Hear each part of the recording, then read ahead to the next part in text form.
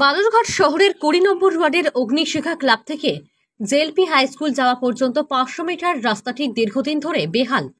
বারবার রাস্তাটি সংস্কার করার জন্য বালুরঘাট পৌরসভাকে জানানো হলেও পৌরসভার তরফে রাস্তাটি ঠিক করা হয়নি।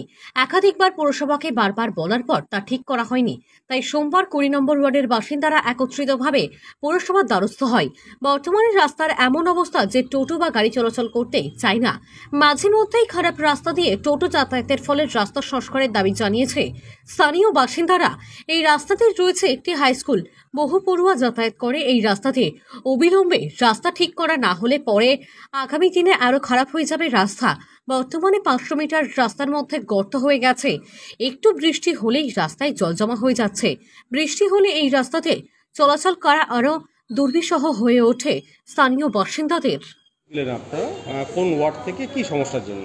আমরা এলাকাবাসী ২০ নম্বর ওয়ার্ডের বালুরঘাট পৌরসভার অন্তর্গত ২০ নম্বর ওয়ার্ড অগ্নিশিখা ক্লাবের পরে বঙ্গি জেএলপি স্কুল যে মোড়টা ঢুকে গেছে, আনুমানিক ৫০০ মিটার রাস্তা বেহাল দশা। কোনো টোটো যায় না এবং গেলেও দুর্ঘটনার কবলে পড়ে।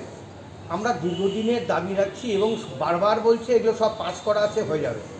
আমাদের ওয়ার্ড অভ্যন্তরে রাস্তায় শুধু ওইতে যে তা নয়, এলাকার প্রচুর রাস্তা ক্ষত বিক্ষত হয়ে আছে। কিন্তু এটা যেহেতু একদম ফ্রেশ, সবার সম্মুখ সমরে আসবে, সেই কারণেই আমরা মূলত এই রাস্তা আনুমানিক ৫০০ মিটার এর জন্য এই রাস্তাটা দ্রুত মেরামত করবার জন্য আমরা আজকে আবেদনপত্র দিলাম।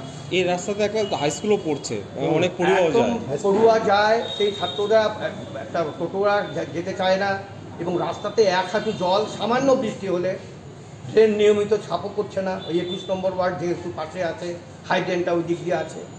২০ নম্বর ওয়ার্ড যতটা সম্ভব সাধ্যমতো পরিষ্কার রাখার চেষ্টা করছে, কিন্তু সেন্ট্রালি রোড ২১ নম্বর পাশাপাশি ওই ড্রেনটা মাঝে মধ্যেই বন্ধ হয়ে যায়, জলটাও নিষ্কাশন হচ্ছে না। কতদিন ধরে এই সমস্যা? এই সমস্যা দীর্ঘদিনের সমস্যা। পৌরসভায় দীর্ঘদিন যাবৎ আমরা দাবি রেখেছি, প্রতিবারই শুনি। যেহেতু এলাকাতে বামপন্থী কাউন্সিলর আছে, সেই জন্য হয়তো এই কাজের একটুখানি ঢিলে ঢালানো হচ্ছে, আমাদের অভিজ্ঞতায় মনে হয়। কিন্তু আমরা চাই এটা কোনো রাজনৈতিক ব্যাপার নয়, এটা হচ্ছে এলাকাবাসী হিসাবে আমাদের দাবি, এটা সকলের দাবি। সেন্ট্রালি এই রাস্তাটা দ্রুত মেরামতি করা দরকার, না হলে আমাদের এলাকাতে কোনো টোটো কেন এমনি কোনো পথচারী যেতে চায়। সামনে তো দুর্গাপূজা আছে, সামনে দুর্গাপুজো আছে, বিভৎস পুজো হয়।